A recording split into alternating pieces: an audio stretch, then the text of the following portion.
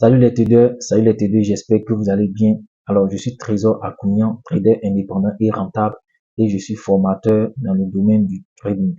Si tu viens d'arriver sur cette chaîne, n'hésite pas à t'abonner, activer la cloche de notification et de partager cette chaîne à tes proches dans le but de pouvoir le faire découvrir un métier passionnant et très intéressant. Alors, aujourd'hui, nous allons voir dans cette vidéo des opportunités que j'ai dû prendre dans le passé. Le but, c'est de vous montrer à quelle heure je me lève pour faire mes analyses, comment j'analyse les graphiques, comment je les manage jusqu'au take profit lorsqu'une opportunité est déclenchée. Je vous dis rendez-vous tout à l'heure sur les graphiques, mais bien avant, je t'ai dit, regarde dans la description, nous avons lancé notre canal de Telegram où je partage des signaux très puissants sur le ZOUSD, c'est-à-dire sur l'actif le Gold, un actif qui est très volatile.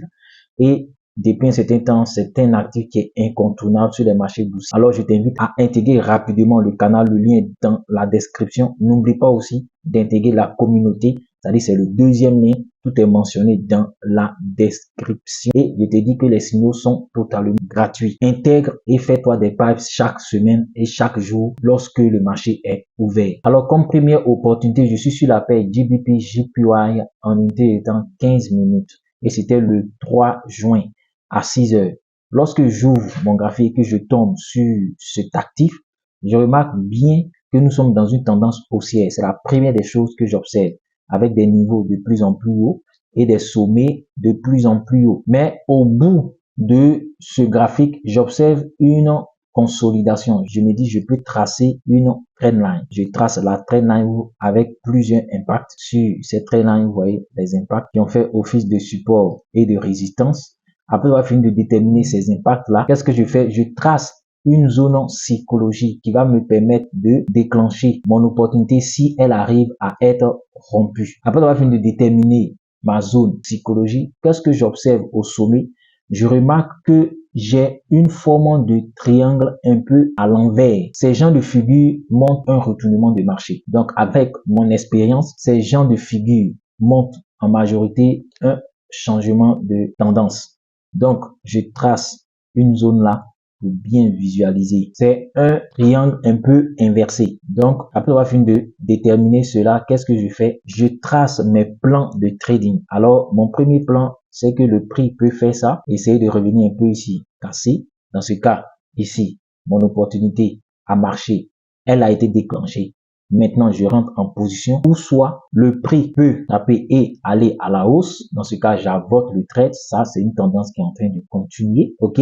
Ou le prix peut juste faire ça, c'est-à-dire consolider, et dans ce cas, je ne fais rien. Après avoir fini de tracer mes plans de trading, je cherche à déterminer des niveaux dangereux où le prix serait susceptible de faire des rebonds. Alors ici, j'observe un niveau dangereux ici, vous voyez, avec plusieurs impacts. Ici, c'est mon premier niveau dangereux. J'observe aussi ici un niveau qui pourrait être aussi une zone dangereuse avec plusieurs impacts aussi. Et j'observe ici deux take profit. Je vois ici mon premier take profit ici et j'observe le deuxième au plus bas du graphique. Après avoir fini de marquer toutes ces choses, qu'est-ce que je fais? Je place une alerte ici qui me donnera un go pour rentrer en position. Et après avoir fini de marquer cette alerte-là, maintenant je patiente que l'opportunité soit déclenchée. Quelques minutes plus tard, je vois une belle cassure de ma zone psychologique. Un rebond sur la trendline qui est là et une belle sortie de cette bougie-là. Donc ici, je rentre en position pour placer mon stop loss ici ou soit ici. Mais personnellement, je le placerai ici. S'il arrive que mon prix revient à chercher mon stop loss là, j'attends encore que le prix vienne à casser pour reprendre encore la position à la baisse. Parfois, ce scénario arrive sur les marchés boursiers. Après avoir fini de prendre ma position, je détermine les 1% de mon parcours. Donc, après avoir fini de déterminer les 1% de mon parcours, qu'est-ce que je fais? Je trace une alerte ici, ok, pour me donner un signal qu'il est l'heure de faire un break event. Parce que lorsque 1% du marché est déjà rempli, qu'est-ce que je fais? Je fais un break event, c'est-à-dire je prends le stop loss et je l'emmène à mon point d'entrée. Et là, mon opportunité fait un ratio de 4,3. Si elle arrive à toucher le deuxième TP, Toutefois, si le premier TP est touché, qu'est-ce que je fais? Je fais un ordre partiel, c'est-à-dire j'encaisse une partie de ma position et je continue toujours à manager mon trade. Quelques minutes après, le marché est descendu de manière violente et dans ce cas, qu'est-ce que je fais? Sans réfléchir, je prends mon stop loss, je l'emmène à mon point d'entrée. Quelques minutes après, je vois que mon graphique a fait un dernier plus haut. Vous voyez sur mon niveau dangereux et le prix est arrivé sur le deuxième niveau dangereux. Dans ce cas, qu'est-ce que je fais? Je fais mon deuxième management du marché. Je place mon stop loss au-dessus de cette zone-là que j'appelle un stop win ou bien un stop suiveur. Comme ça, même si le prix revient à toucher cette partie-là, je sors quand même avec un peu de bénéfice sur le marché. Et là, je laisse le trade couler. Ok, je suis sorti sur ce niveau-là. Au préalable, j'ai pris le trade tout en risquant 1% pour gagner 4,3%, mais le marché m'a fait sortir avec un stop win de 1,43%. Sachez qu'il arrive parfois que le marché fait ces genres de choses. Mais toi qui es le trader, il n'est pas question de te plaindre parce que gagner 1% sur le marché déjà est une grande victoire. Parce que le marché, c'est toute une guerre. Il a certaines personnes qui sont en train d'acheter, d'autres personnes sont en train de vendre. Donc, si tu es dans la bonne position, il n'y a pas lieu de te plaindre. Tu encaisses ces gains que le marché t'a donné et tu te cherches une autre opportunité pour pouvoir te faire plus de. Pour la deuxième opportunité, nous sommes sur la paire CAD JPY en unité de temps 90 minutes. Et c'était le 15 mars 2024 à 7 heures. Sur cette opportunité, j'observe bien une tendance baissière avec des sommets de plus en plus bas et des creux de plus en plus bas. Au bout de ce graphique ou bien au bout de cette tendance baissière, qu'est-ce que je vois? Je vois bel et bien une figure de retournement. L'épaule, tête, épaule. Vous voyez la belle figure de retournement. Et ici, je peux observer quoi? Je peux observer une trendline. Donc, après avoir fini de tracer ma trendline, après avoir fini de déterminer ma figure de retournement, l'épaule, tête, épaule, qu'est-ce que je fais? Je trace maintenant un niveau psychologique qui va me donner un go pour entrer sur le marché. Ici, je peux tracer deux niveaux psychologiques. Je peux tracer un premier ici et je peux voir ici un deuxième niveau psychologie ici. Je détermine mon take profit au sommet de mon graphique. Ça, c'est le take profit maximal pour la stratégie breakline si la trendline arrive à se casser. Et mon deuxième take profit, c'est le take profit de la figure de retournement, ok, que je vois ici, épaule, tête, épaule. Donc, je prends, je duplique là et voici mon deuxième take profit. Donc, vous voyez que dans cette opportunité, j'ai deux take profit. Lorsqu'il arrive dans une position que vous avez deux take profit, la meilleure des solutions, c'est de faire quoi? Soit vous prenez deux positions, toutefois avec le même risque, c'est-à-dire si vous avez l'habitude de risquer 1% sur votre capital, qu'est-ce que vous faites? Vous prenez les deux positions en prenant la moitié sur chaque position de votre risque management. C'est-à-dire, si vous risquez 1%, vous prenez 0,5% comme risque sur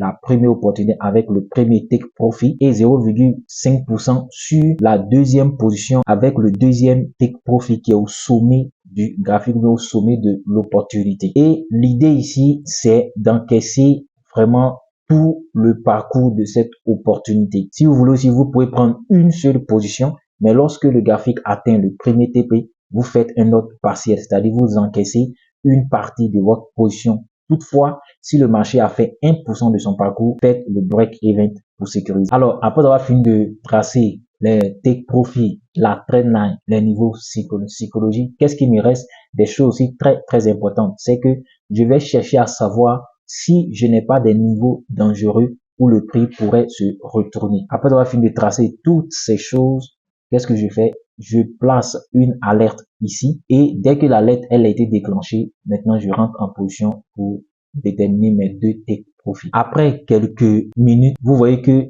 le graphique a cassé mon premier niveau psychologique. Mais la sortie de la bougie, elle n'est pas importante. Il y a eu plutôt une troisième bougie qui est allée très puissamment jusqu'au deuxième niveau psychologique que j'avais tracé. Ici, vous avez deux possibilités ou plusieurs. Soit vous rentrez en position et vous placez votre stop loss ici, ou soit vous attendez un pullback à ce niveau vous rentrez en position pour aller, pour placer votre stop loss là, ou soit vous attendez que le prix casse ici ce niveau là et vous continuez votre prise de position et vous allez chercher le take profit ou les take profit. Mais en majorité, dans ce genre de choses, lorsqu'il y a plusieurs niveaux qui sont collés, je vous conseille de prendre des positions là et de placer votre stop loss. Néanmoins, même si il a parfois tendance que le prix essaie de consolider, revienne ou voit pas directement sans se retourner. Alors de peur de rater cette opportunité, je vous conseille que vous pouvez rentrer en position. Donc ici, nous on décide de rentrer en position notre stop loss. Ici, vous voyez au dernier plus bas et nous allons déterminer notre take profit qui est ici avec un ratio de 2,33. Après quelques heures ou quelques jours, puisque là, nous sommes, le trade a coulé jusqu'au 19 mars, mais regardez que le trade a pris son temps pour consolider bel et bien à ce niveau-là. Le prix a bel et bien consolidé ici avant de continuer sa hausse. Et vous remarquez que le take profit a été atteint rapidement. Donc, à ce niveau-là, déjà, qu'est-ce que je fais? Je fais mon break event, je prends mon stop loss, je l'emmène à mon point d'entrée et j'encaisse déjà une partie de ma position. Après avoir fini de faire ces choses, je laisse le trade couler. Au bout de quelques temps, je remarque que le prix a fait un dernier plus haut et un dernier plus bas. Donc, le dernier plus bas est là et le dernier plus haut est ici. Qu'est-ce que je fais? Je peux encore manager mon trade en emmenant mon stop loss ici. Donc là, je viens de faire un deuxième management du marché qui est le stop suiveur ou le stop win. Et là, je continue de laisser le marché couler. Là encore, je continue de faire encore un management. Je prends mon stop loss, je le mets ici. Et vous voyez que au final, j'ai touché mon objectif, c'est-à-dire le deuxième take profit. Alors, pour continuer, nous passons maintenant à la troisième opportunité qui est la dernière. Si ce genre de contenu te plaît, n'hésite pas de mentionner cela dans les commentaires. N'hésite pas aussi de poser des questions si tu as des incompréhensions. Et je te conseille de regarder, de révisionner cette vidéo plusieurs fois. N'hésite pas aussi à liker cette vidéo, à activer la cloche de notification et à partager à tes proches. N'hésite pas à intégrer les canaux de Telegram qui sont dans la description, surtout le canal des signaux. Comme troisième opportunité, nous sommes sur la paire Euro-GBP en unité de temps 1 heure. C'était le 21 novembre. Je remarque une tendance haussière. Et après avoir fini de déterminer cette tendance qui est haussière, je vois que je peux tracer une ligne de tendance, c'est-à-dire une ligne oblique que j'appelle aussi une trendline. Et je détermine mes impacts. Vous voyez, j'ai plusieurs impacts là. Après avoir fini de déterminer mes impacts, ici au bout de ce graphique, je vois que le prix est en train de consolider. Donc, je me dis que je pourrais avoir une opportunité de breakline. Donc, je trace mon premier niveau psychologique qui est là. Je trace mon deuxième niveau psychologique, je le mets en haut, là, qui est pour moi comme une zone de protection. Je détermine mon take profit qui est en bas de ce graphique-là. Après avoir fini de tracer ces choses, je cherche à savoir si j'ai des endroits où le prix pourrait se retourner. Après avoir fini de tracer ces choses, qu'est-ce que je fais? Je détermine mon plan de trading. Ok, le plan de trading, il n'y a pas d'ordre. Peu importe, ça dépend de vous. Vous pouvez le déterminer avant de tracer vos niveaux dangereux ou bien après. Peu importe. Donc, mon premier plan, c'est ça, c'est que le prix vient à aller à la baisse et mon opportunité est déclenchée. Le deuxième plan, c'est que le prix vient à casser par le haut et dans ce cas, j'avorte mon trade. Ou soit, le troisième plan, c'est que le prix continue de consolider et dans ce cas, je ne fais rien du tout sur le marché. Quelques heures après, j'observe que mon niveau psychologique a été cassé. Mon alerte qui est ici s'est déclenchée. Ici, je pourrais rentrer en position pour placer mon stop loss là. Pourquoi? Parce que, observez bien ici, j'ai quand même un niveau ici qui fait quoi? Les 50% de mon range. Dans une autre vidéo, je vais vous montrer comment on trade les ranges. Ce niveau-là est très puissant. Les 50% du range sont très puissants dans un range parce que il fait plusieurs fois office de rebond de puissant niveau où le prix est susceptible de se retourner à chaque fois. Après cette cassure-là, je remarque un bon pullback ici. Donc ici, je peux rentrer en position là, placer mon stop loss ici au-dessus de ma zone psychologique, au-dessus de ma moyenne mobile. ou soit je rentre ici, je place mon stop loss là, au-dessus de mon niveau psychologie, de ma moyenne mobile, et au-dessus du niveau psychologie est 50% du range.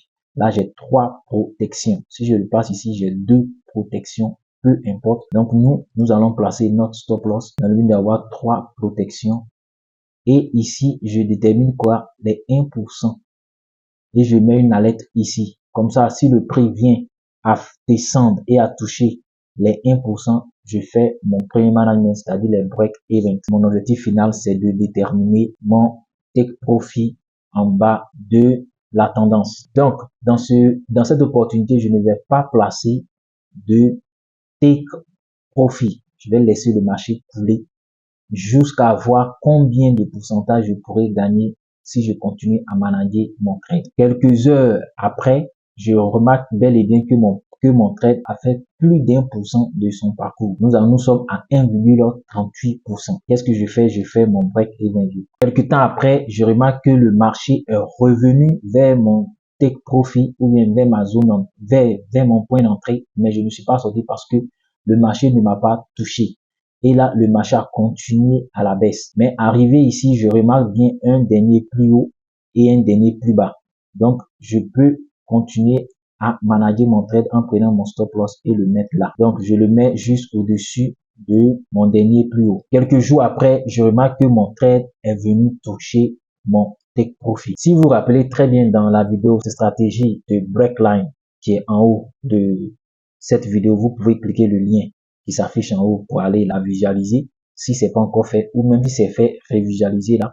Si vous vous rappelez très bien, lorsque le prix arrive à atteindre mon take profit, soit j'encaisse la moitié de mon trade, c'est-à-dire je fais un ordre partiel, ou soit je laisse couler le trade pour continuer à manager. Mais le conseil que moi je peux vous donner, c'est que encaissez déjà une partie de votre trade, c'est-à-dire faites un ordre partiel afin de pouvoir déjà sécuriser une partie de votre position et laisser la deuxième partie en cours et continuer de manager jusqu'à ce que le marché vous fasse sortir lui-même. Alors, nous sommes sur notre graphique et le marché a touché notre take profit.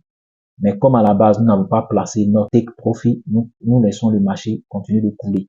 Mais ici, nous allons chercher un dernier plus haut et un dernier plus bas pour continuer à manager notre trade. Si nous avons eu un dernier plus bas, dans ce cas, nous prenons notre stop loss et nous l'emmenons sur le take profit. Comme ça, même si le marché nous fait sortir, nous sortons avec toujours le ratio de base qui est de 2,8. Je remarque bel et bien que le marché continue à la baisse. J'emmène mon stop loss là sur le take profit. Voilà. Et là, qu'est-ce que je fais? Je continue de laisser le marché couler. Arrivé ici, qu'est-ce que je remarque? Je remarque que le prix est en train de consolider. Je trace un niveau ici. Je place mon stop loss au-dessus de cette zone-là. Vous observez que le prix continue de consolider. On reste toujours sur notre niveau là. On a passé notre stop loss ici et on laisse toujours le marché tourner. Donc ici, je peux faire quoi? Qu'est-ce que je peux faire? Je peux manager mon trade ici tout en plaçant mon stop loss là et laisser le marché couler. Voilà, ici, je me fais sortir à ce niveau-là. Vous avez compris le principe, c'est que le marché peut indéfiniment ne pas s'arrêter dans une chute. Donc là, vous voyez que au final, je sors avec un ratio de 6,02 ou au préalable, c'était un ratio de 2,8, mais là, je sors avec un ratio de 0,2.